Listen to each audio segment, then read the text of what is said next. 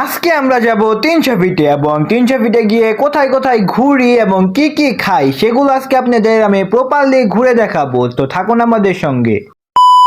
আসসালামু আলাইকুম গাইস, কেমন আছেন আপনারা সবাই? I hope are you all okay. আজকে আমরা শুরু হচ্ছে ঘর থেকে, আমি রুম থেকে। সো আজকে আমরা যাব 300 ফিটে। আপনারা অনেক কমেন্ট বক্সে জানিয়েছিলেন যে একটা ট্যুরের ব্লগ নিয়ে আসছে, তো আমরা আজকে 300 ফিটের ব্লগটা নিয়ে আসলাম। আমার সঙ্গে আছে আমার বন্ধু তাজ। হ্যালো গাইস, কেমন আছেন আপনারা? আজকে আমরা যাব 300 ফিটে। সো আমার বন্ধু থাকবে আমার সঙ্গে এবং আমরা যাব 300 ফিটে।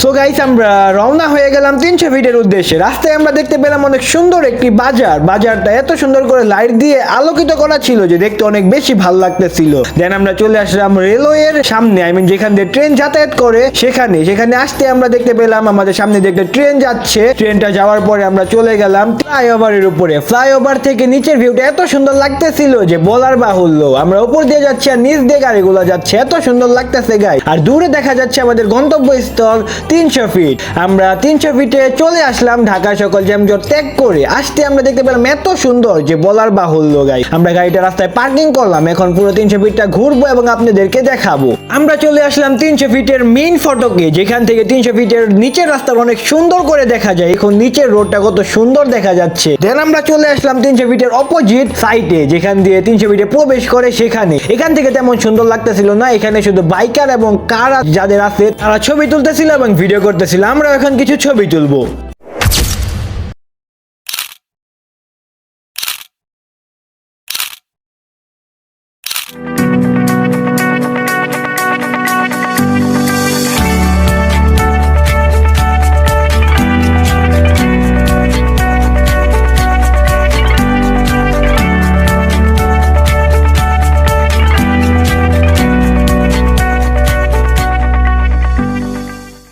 দেন গাইজ আমরা চলে আসলাম একটা হোটেলে। হোটেলটার নাম শাকিলা পিঠাঘর। একটা কথা কি গাইজ জানেন, আশেপাশের যে হোটেলগুলো আছে সেইগুলাই মানুষই নেই, বাট এইখানে মানুষ বসার জায়গায় পাচ্ছে না, এত মানুষ।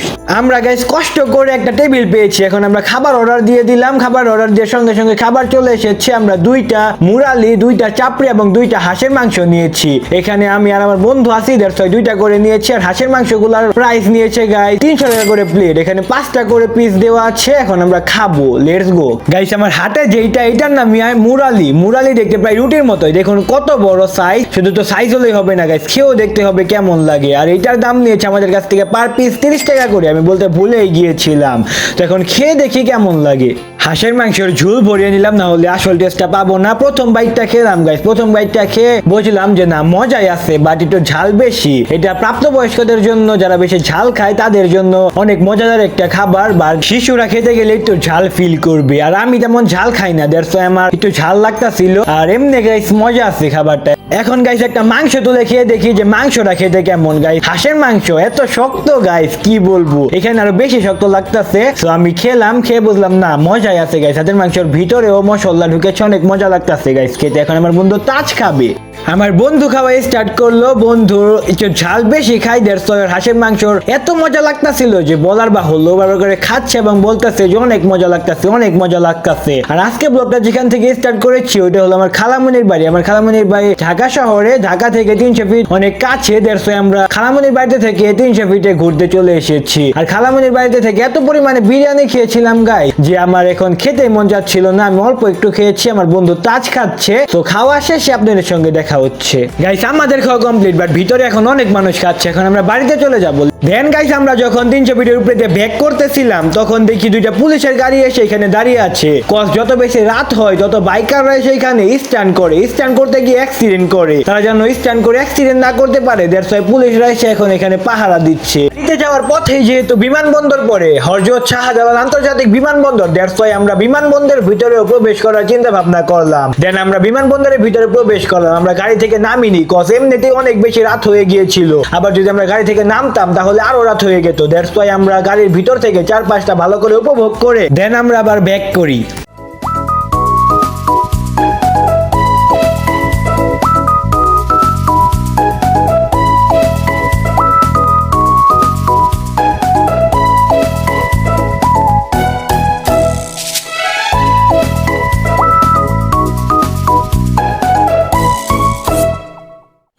গুড গাইস, আমরা 300 ফিট ঘুরে চলে আসলাম। আজকের ব্লগটা এখানে এন্ড করে দিচ্ছি। ব্লগটা ভালো লাগে থাকলে অবশ্যই একটা লাইক করে দিবেন, আমাদের মিহির ব্লগ চ্যানেলটা অবশ্যই সাবস্ক্রাইব করে দিবেন, আমাদের পাশে থাকবেন। আর একটা নতুন ব্লগ পর্যন্ত আপনারা সবাই ভালো থাকবেন। সবাইকে আসসালামু আলাইকুম, টাটা।